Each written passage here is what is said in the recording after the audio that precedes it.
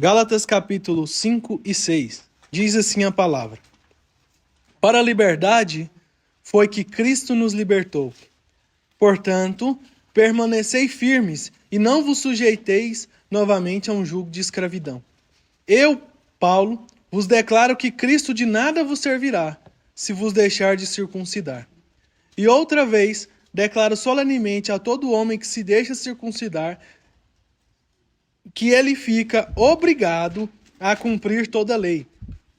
Vós que sois justificais pela lei, estáis separados de Cristo e caístes da graça. Mas nós, pelo Espírito, mediante a fé, aguardamos a justiça que é nossa esperança. Porque em Cristo Jesus, nem a circuncisão, nem a incircuncisão valem coisa alguma, mas sim a fé que atua pelo amor. Corrieis bem. Quem vos impediu de obedecer à verdade? Quem vos convenceu a agir assim não vem daquele que vos chama. Com um pouco de fermento toda a massa fica fermentada.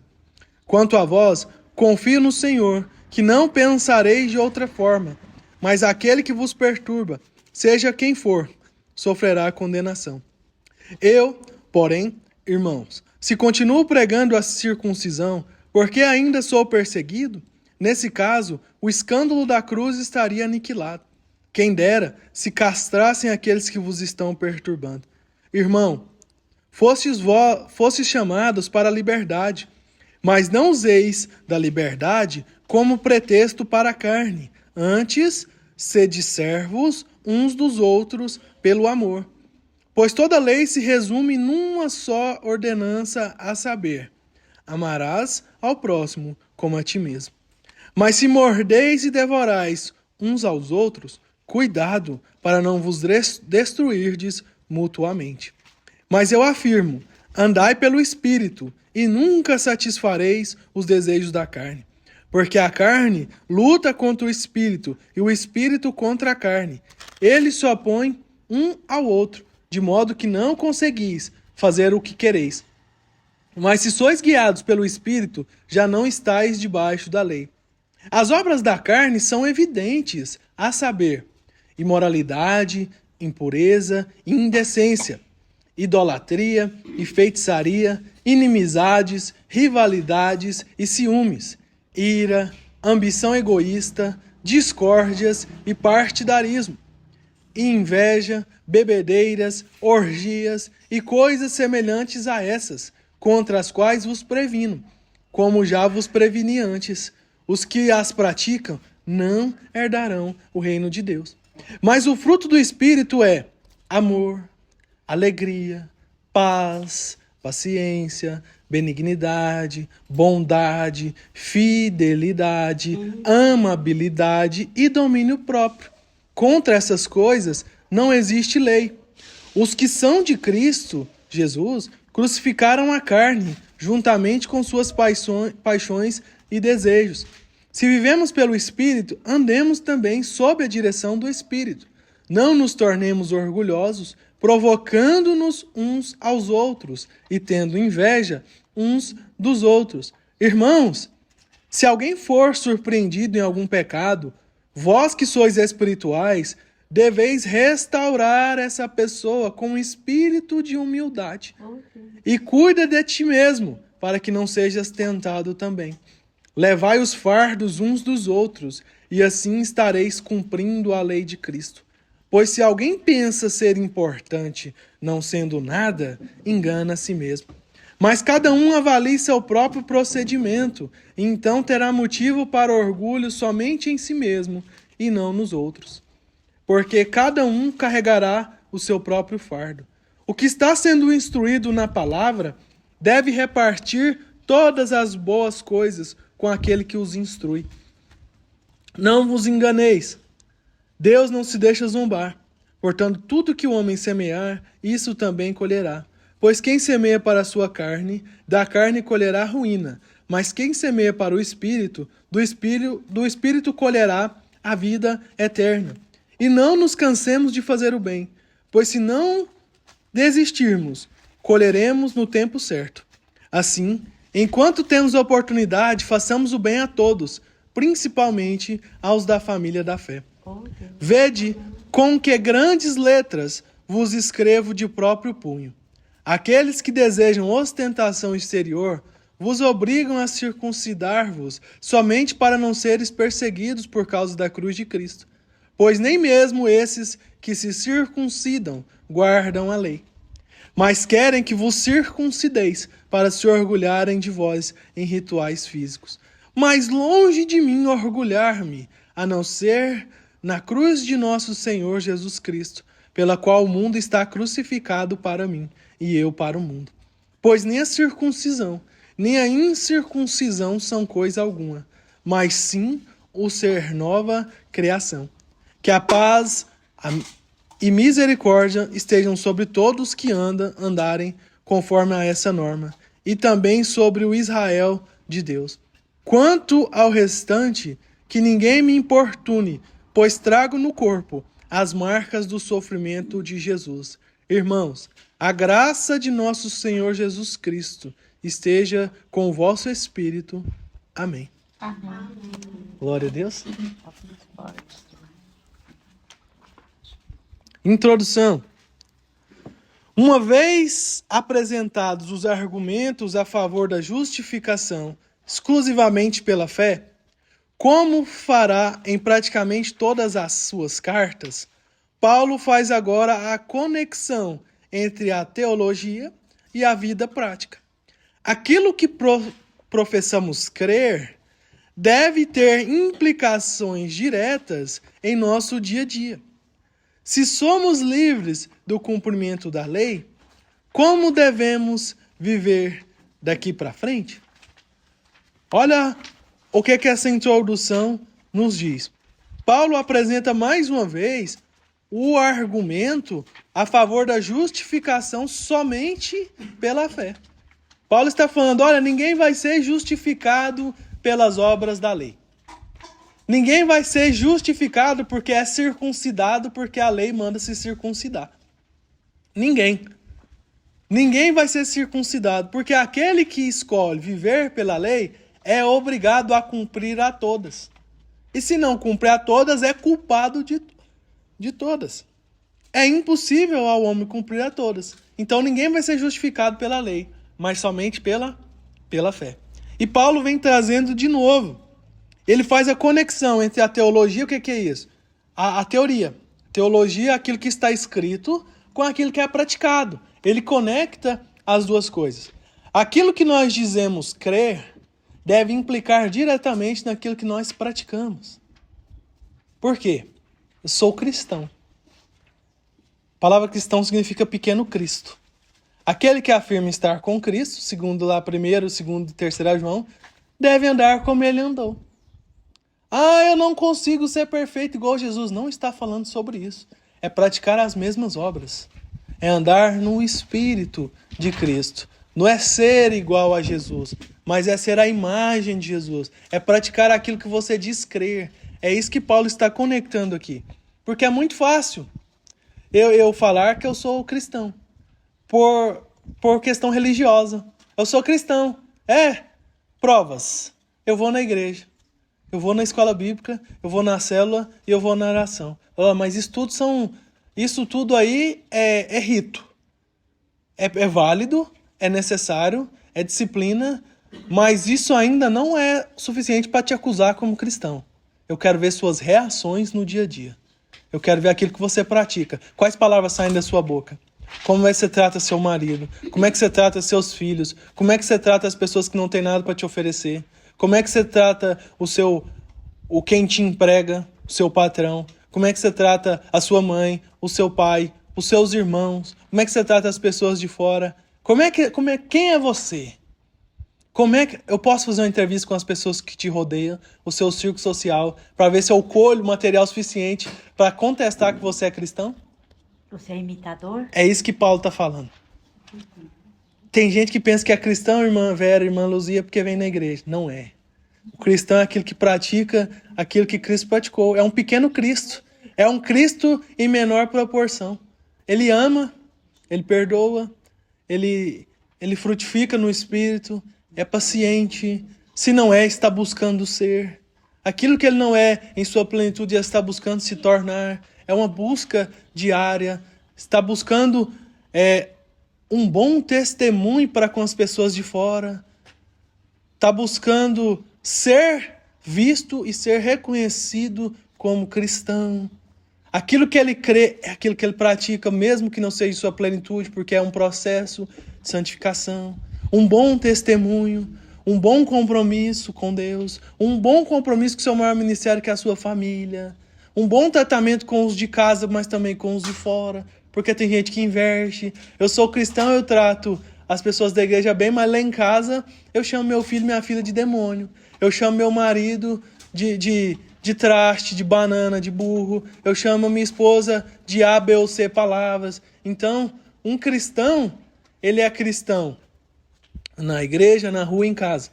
Tem gente que é um santo na igreja, um anjo na rua e um demônio em casa. E se diz cristão. Então, eu até ouvi um testemunho ontem, irmão. O marido quer levar a esposa para a igreja. Minha esposa precisa enturmar.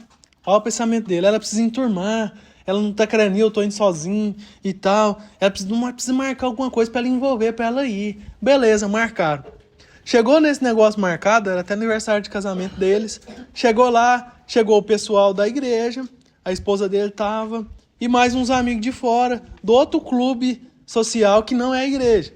E o pessoal chegou e tal, e tinha uma pastora lá, ela sentiu o peso daquele pessoal que chegou não cristão e tudo. Quando a pastora foi orar, tinha gente meio que zombando, tinha gente meio que, segundo ele me contou, gente meio assim, ela sentiu o peso.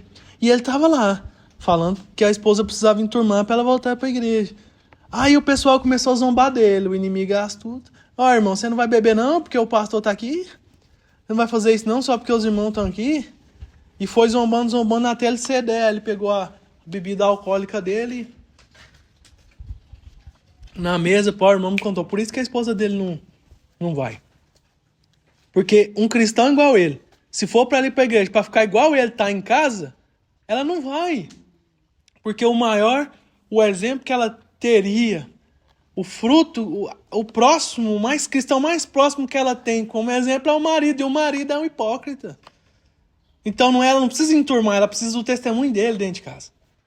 Então tem gente que põe desculpa nisso. Ai, fulano, pastor, vem aqui em casa. Aqui em casa está difícil. Aí tem vezes que eu falo, eu vou não. Por quê? Porque as pessoas pensam que uma visita minha vai transformar. Não é que não seja válida, seja. Mas se você é o cristão que vem à igreja e não dá testemunho em casa, não é eu ir lá. Porque a minha visita lá, se tiver uma janta, vai ser 2 horas. Se não tiver, vai ser 1 hora. E você fica 24 horas lá. E aí? Se você não for exemplo, a sua família não vai vir. Você é o cristão referência lá dentro. Se você não se posicionar, não adianta ninguém vir na sua casa fazer visita nem oração. É você, tem uma autoridade sobre você dentro da sua família. Então, o que Paulo está dizendo aqui nessas cartas é sobre isso. Aquilo que confessamos crer deve ter implicações diretas no nosso dia a dia. Se somos livres do cumprimento da lei, se ninguém é salvo por cumprir regras, então como que nós devemos viver daqui para frente? É a grande questão. Por que tem gente que vive, cristãos, vive debaixo da lei? Porque eles têm medo da liberdade que a cruz de Cristo nos trouxe. Se eu for viver essa graça, se eu for viver essa liberdade bíblica, não vou conseguir não. Não vou conseguir não. Se eu ficar dentro das regras, eu vou ficar com medo, porque quem descumpre regras tem medo da mão pesar. Então, no cumprimento das regras, eu estou mais seguro de ir para o céu. Então, se eu vestir a roupa certa, se eu me comportar da maneira certa, se eu não me misturar com pecadores, se eu conseguir fazer isso até o final da vida, é mais certeza de eu ir para o céu. Eu vou garantir.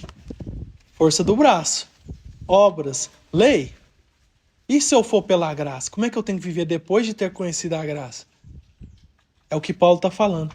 Nem a circuncisão, nem a incircuncisão são coisa alguma. Mas o ser nova criatura. O ser transformado por Cristo. Eu não tenho que viver pela lei. Se eu andar pelo Espírito. Se eu andar pelo Espírito, não são as regras que me direcionam, mas o Espírito quem me está que me dá paz ou não de praticar ou as velhas coisas ou novas coisas. Não, por quê? Porque tem uma regra? Não, porque o Espírito me conduz a não praticar. É o Espírito de Deus. Entendeu, irmão? É o Espírito de Deus que fala para eu não fazer. Não é o pastor que falou, não é a lei da igreja, não é o dogma. É o Espírito. Como dizia Edir Macedo. É pelo Espírito, irmão. Traz suas joias. Então, primeiro ponto. A liberdade em Cristo. Não era razoável voltar às práticas legalistas que escravizaram o homem por séculos e que tinham como principal objetivo mostrar que éramos pecadores. Foi exatamente disso que Cristo nos libertou. Gálatas 5:1. Para a liberdade foi que Cristo nos libertou. Portanto, permanecei firmes e não vos sujeiteis novamente a um jugo de escravidão. Porque a lei era para quê? A gente estudou isso. A lei é para apontar o quão pecadores nós somos e a necessidade que nós temos de alguém que nos salve. Porque, mediante a impossibilidade de cumprir toda a lei, eu entendo que pela lei não vai dar para eu chegar a Deus. Então eu preciso de uma ponte. Eu preciso de alguém que me garanta isso. E Cristo veio fazer isso. Para a liberdade foi que Cristo vos libertou. Se Cristo já rasgou o véu, deu novo e livre acesso pelo sangue dele, por que eu vou costurar o véu e ficar atrás? Não, eu tenho que entrar porque o sangue me dá acesso. Então foi para a liberdade. Por que a Bíblia, eu vou voltar para o jugo de escravidão, sendo que Cristo já veio e ele disse, ninguém vai ao Pai a não ser por mim. Não é pela lei, não é pelas obras, mas é pela fé no Salvador, que é a nossa ponte. Aquela imagem de um abismo e Cristo no meio com os braços abertos, nós passando pelos ombros dele de um lado para o outro. Não é por outro. Então, por que eu vou me colocar de novo a um jugo de escravidão? Irmã Marlene, tira essa presilha do cabelo, que essa presilha é do demônio, irmã Marlene. Sem presilha. Irmã Beth, não pinta o cabelo. Que essa pintura do seu cabelo, eu vi lá, a irmã Nadir fala isso. A pastora, a bispa Nadir, que ela diz que é bispa agora. Muito, muito engraçado que ela fala. Eu vi isso lá no inferno, no 7º círculo. Pessoas que pintam o cabelo. O que é isso, meu Deus? Ela foi lá. Ela foi lá. Ela foi no inferno várias vezes. Então, meu Deus. Meu Deus, misericórdia. Volta logo, Jesus. Passa lá em casa e me leva. Você falou que foi no inferno 7 vezes. Eu vi lá no comentário, a minha fonte foi no inferno um monte de vezes, né? Aí o homem que foi lá no comentário escreveu assim, ó, sua casa já tá prontinha lá agora, né? Tá vendo?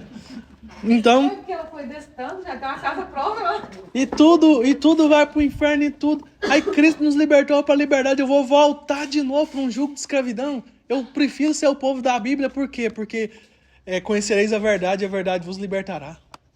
E essa liberdade, assim, em Cristo, é tão gostosa, não é? Lógico. É assim, assim, é aos poucos, né? Mas quando você chega lá, assim, ó... aconteceu comigo, sabe? Ah, mas a gente não quer voltar nem de jeito Não vou voltar, porque Tem jeito, mãe, né? a liberdade não é pretexto para libertinagem. Então eu entendo que eu sou livre para fazer o que eu quiser. Eu não vou ser libertino. Não vou sair pecando, vou voltar nem para a escravidão da lei, nem para a escravidão do pecado. Eu sou livre. E eu não essa estou fazendo liberdade nada. nos traz a paz, né? Não consciência. Eu não estou pesada. aqui por obrigatoriedade ou por simplesmente... Não. É aquele escravo da orelha furada. Eu já tenho as duas por causa disso. Eu furei 2 vezes. O escravo da orelha furada na Bíblia, ainda bem que eu tenho esse versículo para justificar esse aqui. Ele é liberto, livre do seu serviço, mas não quer ir embora. Então, por amor ao seu Senhor, ele tem a orelha furada na frente de todas as testemunhas. Olha, ele é livre, mas ele escolheu ficar por amor e trabalhar e servir por amor. Ele é livre. Se ele quiser ir embora, ele vai. Então é isso que nós somos em Cristo. Livres, mas tem gente que quer viver... Eu posso pecar, mas eu não quero por amor a Cristo. Tem gente que salvou. quer Eu viver falei isso um dia pra minha debaixo... cunhada. Ah, por que você não dança? Mas você gostava tanto de qualquer um em carro rebolando? Eu falei, não, porque Cristo me libertou. Eu posso, mas eu não quero. Amém. Não é? Verdade. Porque eu podia tocar a música, passou pra começar. Remelechar, irmã? Ela falou, tá dando. qualquer ato de retorno cerimonial ao judaísmo, como participar do ritual físico da circuncisão, seria então considerado um abandono da fé cristã genuína. Então o que Paulo está falando? Se vocês que agora cristãos voltarem às práticas do judaísmo, vocês então serão considerados pessoas que abandonaram a fé cristã genuína. Porque o cristianismo ele tem preceitos judaicos, mas ele não é judaísmo. O cristianismo nasceu no ambiente judaico, mas ele rompe com o judaísmo porque ele tem outra vertente baseada naquilo que Cristo ensinou. Então, Cristo está libertando do cerimonial, do ritual judaico, para trazermos para a liberdade por meio das práticas e dos ensinamentos de Jesus, para que caminhemos pelos ensinamentos de Jesus e nos tornemos cristãos. Então, Paulo estava falando para os Gálatas. Gálatas, se vocês voltarem, então, qualquer retorno ao judaísmo, como participar dos rituais, circuncidar os seus filhos, será considerado um abandono da fé cristã genuína. Se você é um cristão genuíno, para que o ritual? Para que a simpatia? Para quê? Por que essa campanha sua para barganhar com Deus? Por que não é uma campanha para você se tornar um ser humano, um cristão melhor?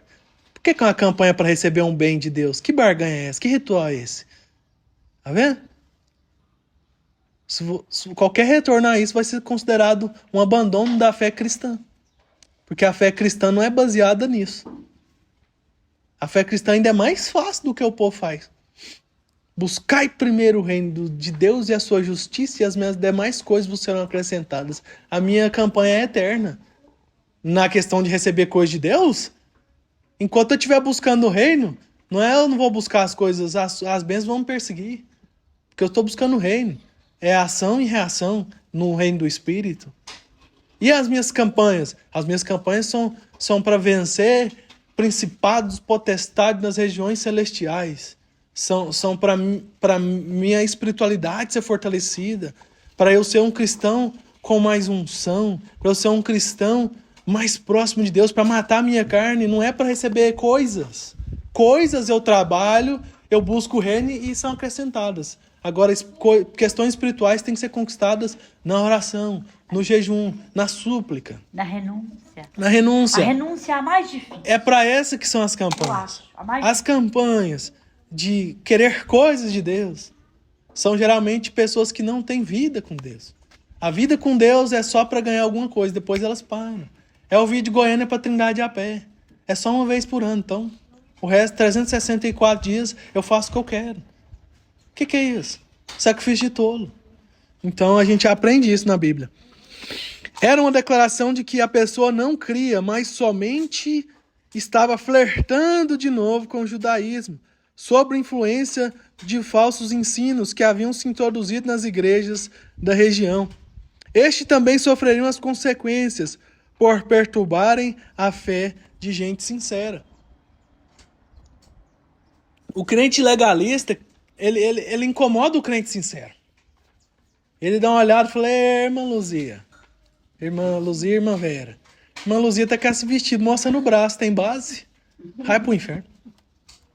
A manga da blusa da irmã Vera tá cortadinha na lateral, tá mostrando. Vai pro inferno. É da moda da Gabriela. Ih, você tá de A calça. irmã tá de roupa de alça, misericórdia. E do marido dela tá perto. Caladinho. Vá os dois. Ele é conivente ainda. Um por conivência e a outra por indecência. Esse é o crente legalista, olha pro outro e condena. Incomoda quem tá na sinceridade. Entendeu? A liberdade cristã não dava espaço para cada um impor suas opiniões sobre os demais. Observe isso, Gálatas 5, 13 ao 15. Irmãos, foste chamados para a liberdade, mas não useis a liberdade como pretexto para a carne. Antes, sede servos uns dos outros, pelo amor. O que o nosso estudo está falando? A liberdade cristã não dava espaço para cada um impor sua opinião sobre os demais, mas para ser servos uns dos outros pelo amor. pois toda lei se resume numa só ordenança, a saber, amar ao próximo como a ti mesmo. Nossa, pode. Mas se mordeis e devorais uns aos outros, cuidado para não vos destruirdes mutuamente. Olha tanto que é poderoso. Eu, né? Nessa escola hoje. O verdadeiro cumprimento da lei está em amar o próximo.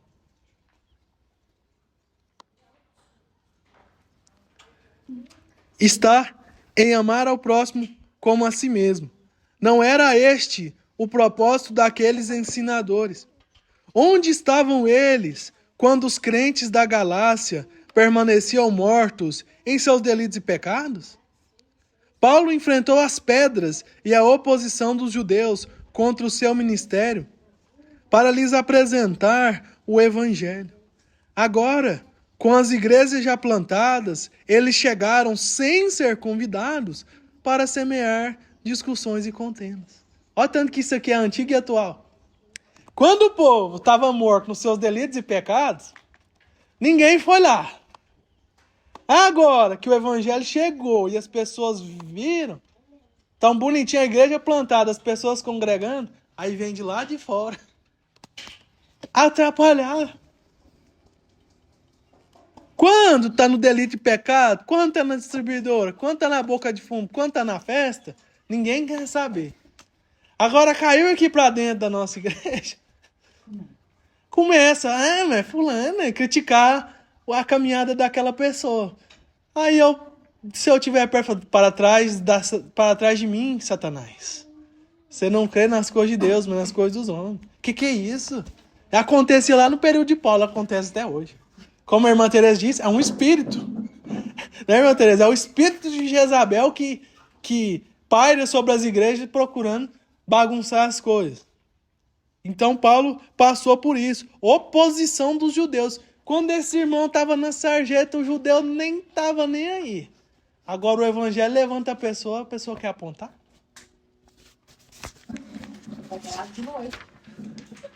Não, e essa Não é verdade? Eu falei pro meu primo, né? Ele quer ser muito assim, correto, muito certo, ver o erro dos outros. Eu falei assim, nego, chamei de nego, ele chama Joaquim. Nego, você gosta de conferir os outros, os erros dos outros, corrigir os erros dos outros.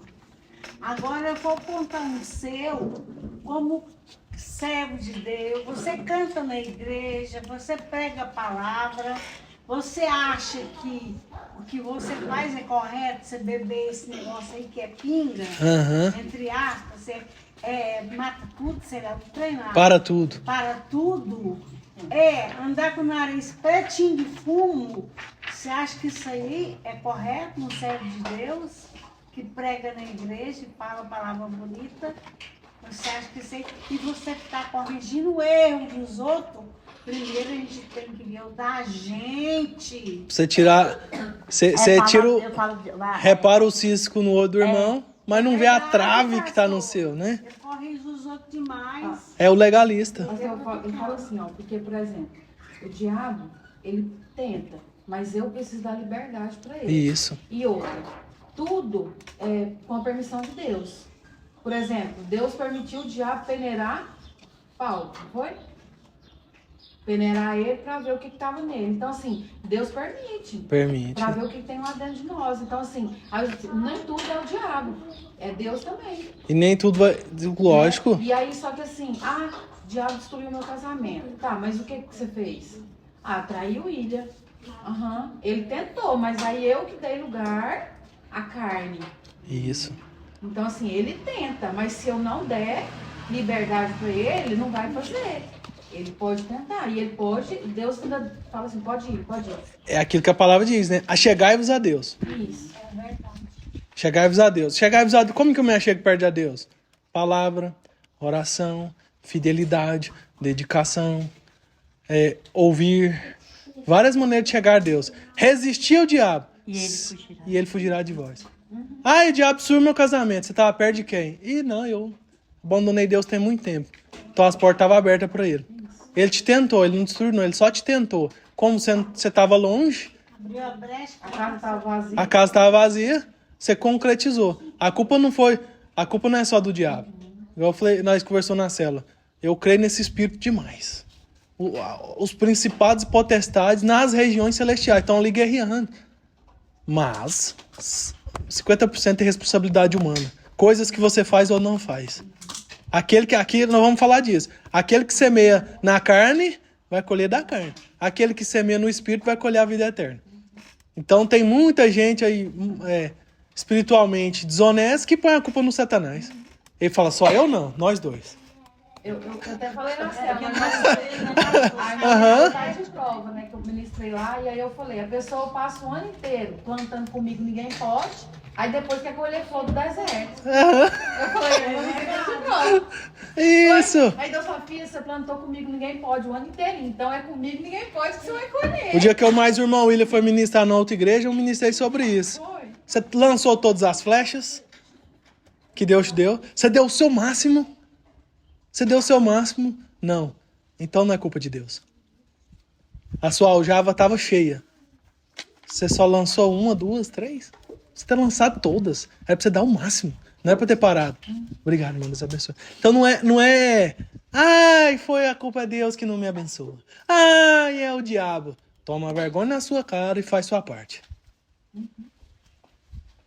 Chegai-vos a Deus, resistiu o diabo e ele fugirá de vós. O diabo fugiu de Jesus, humanamente falando. Jesus não usou nenhum poder de Deus para o diabo fugir dele. Tudo que Jesus usou nós podemos usar. É a palavra. Palavra. Palavra, postura e relacionamento com Deus. Diabo, mas está escrito. Assim está escrito. Mas assim diz o Senhor.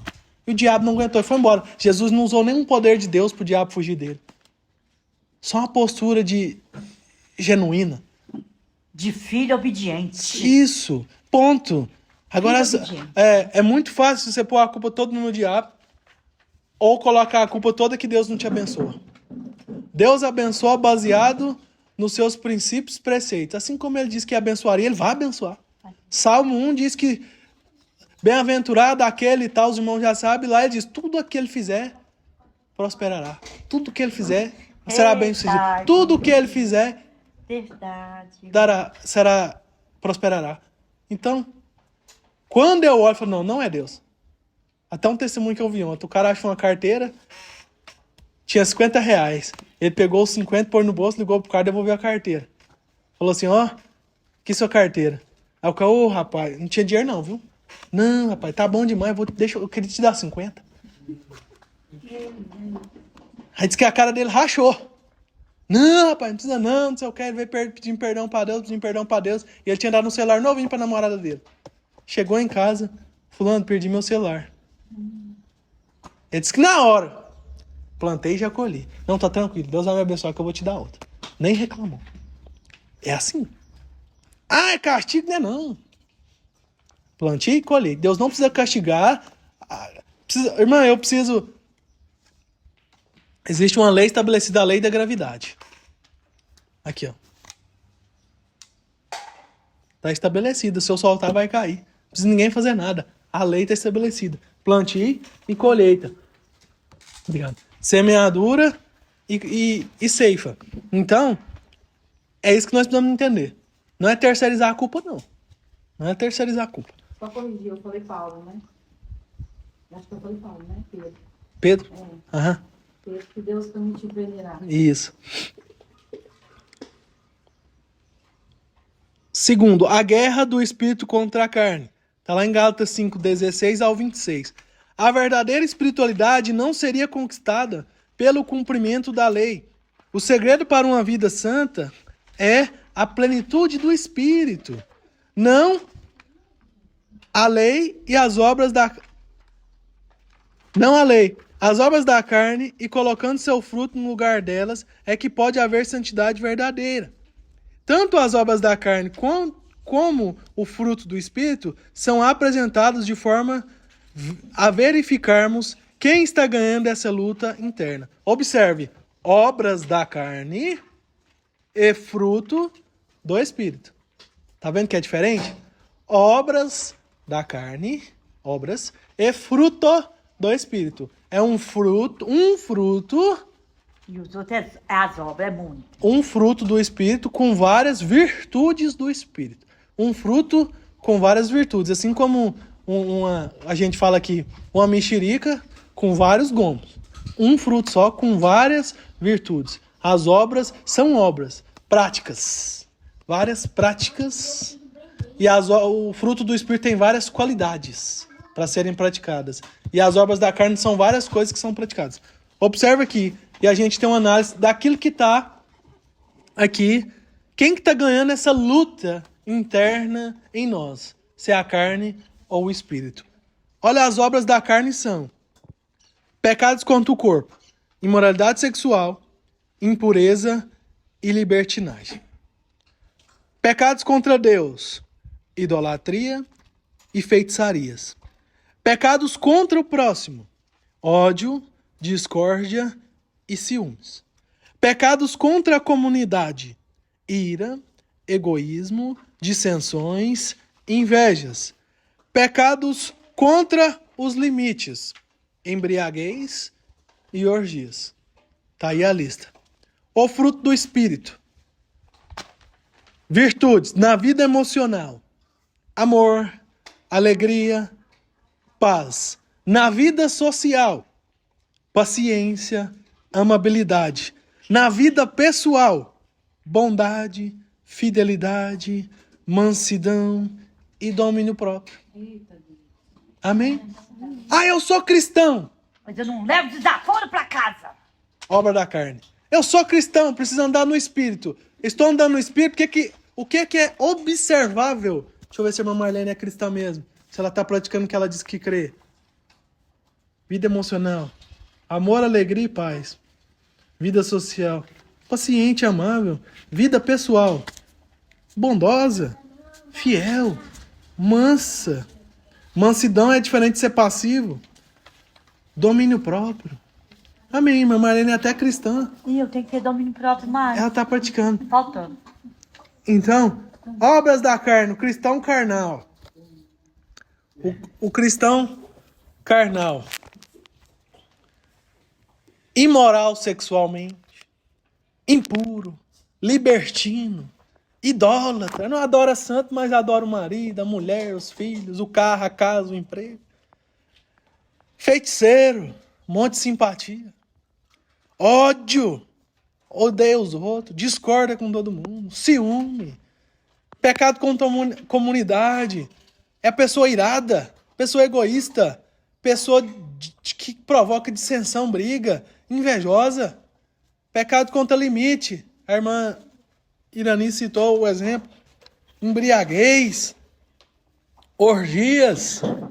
Que é um nível alto de carnalidade. Então aqui a gente tem essa diferença. Deveres dos justificados pela fé. A tratar dos que caem no pecado, sempre haverá o risco de que alguém tropece nas obras da carne. A guerra entre o espírito e a carne não dá tréguas e frequentemente pode nos derrotar.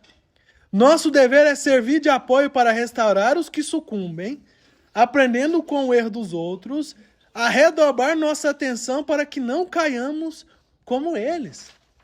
Olha o que está dizendo o ponto 3. Achou, não? Achou, irmã? Sim. O ponto 3, os deveres dos justificados pela fé. Então eu sou justificado pela fé. Eu entendo quais são as obras da carne e qual é o fruto do Espírito. Mas eu entendo o quê? Primeiro nós temos que tratar dos que caem no pecado e não nos colocarmos como superiores a eles. Porque tanto a tentação que atinge eles, atinge a nós. Tanto o pecado que o seduz, seduz a nós. A diferença é que ele caiu antes que eu.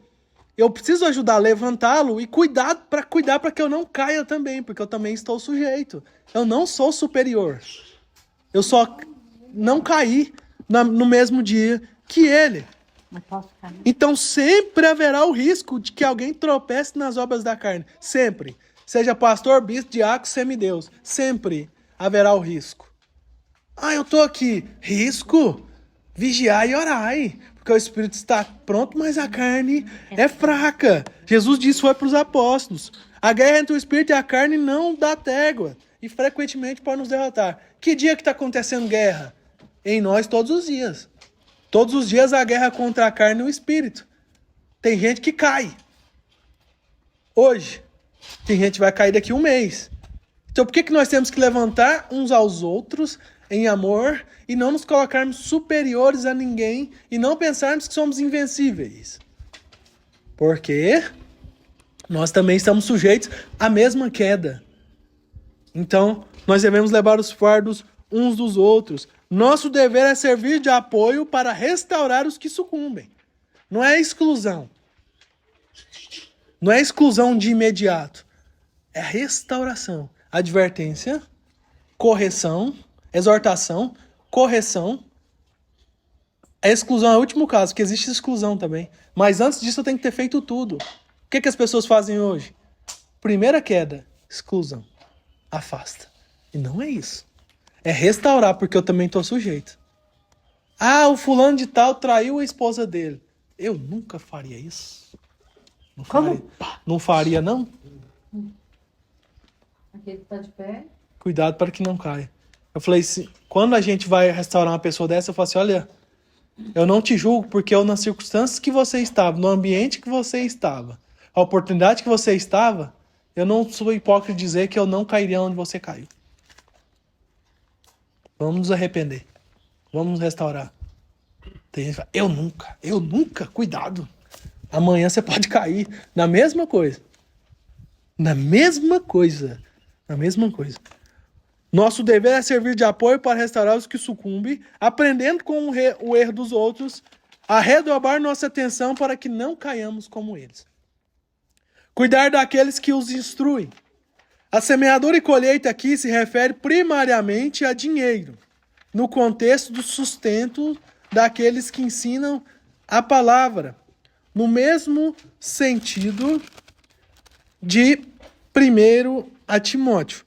Aqui está falando do versículo 6 ao 10. O que está sendo instruído na palavra deve repartir todas as boas coisas com aqueles que o instruem. Isso aqui está falando de dinheiro. Os irmãos sabem, não vou nem aprofundar nisso. Além disso, está falando de mesma coisa diz lá em 1 Timóteo 5, 17 e 18.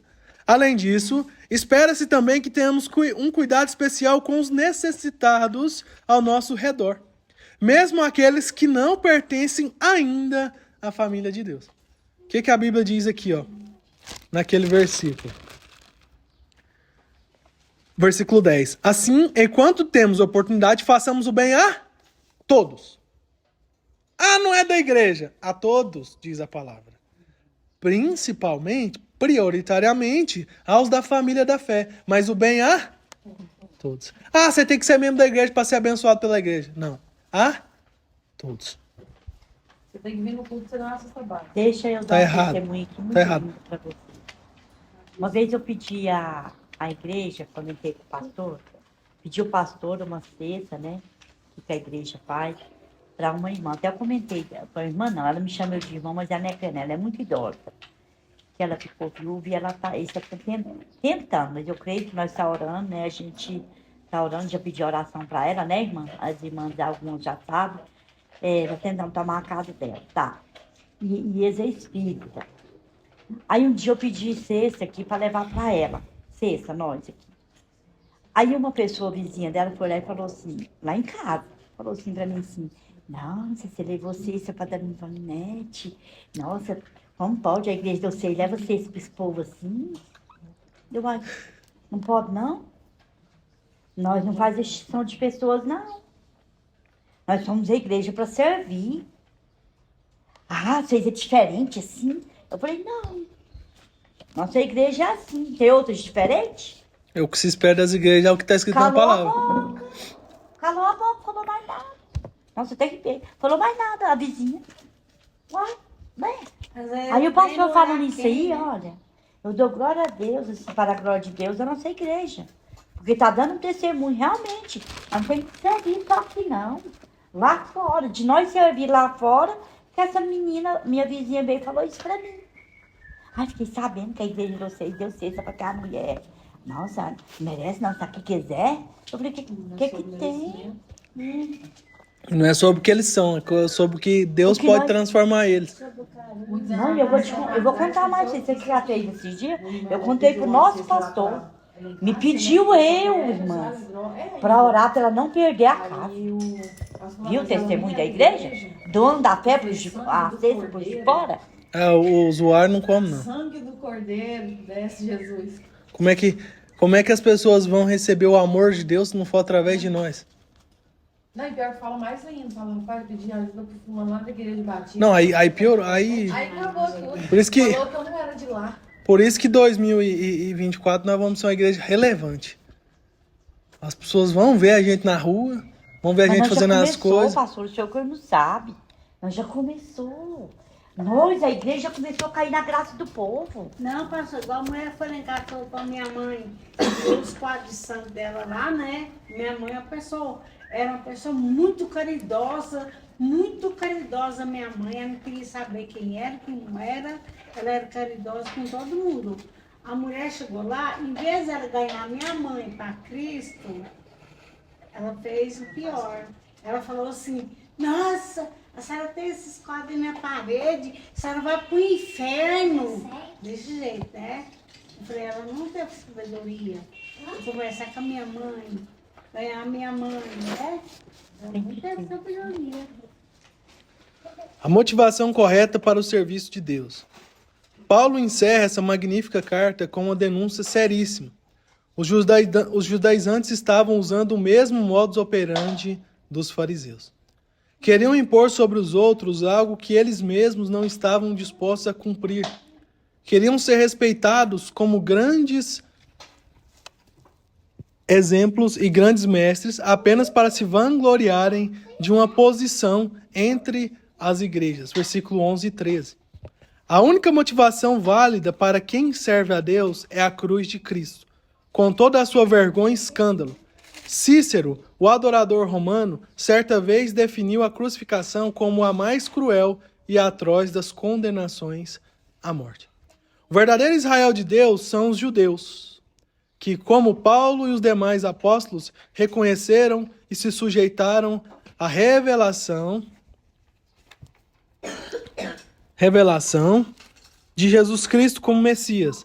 Creram exclusivamente nele para sua salvação e que agora eram nova criatura. Lição do dia. Não estamos debaixo das exigências inatingíveis da lei de Moisés. Mas não estamos livres para vivermos de acordo com nossas paixões e interesses egoístas. Somos chamados para andarmos no Espírito e não podemos mais satisfazer os desejos da carne. Que o fruto do Espírito se manifeste em seu viver diário. Em nome de Jesus. Amém. Amém.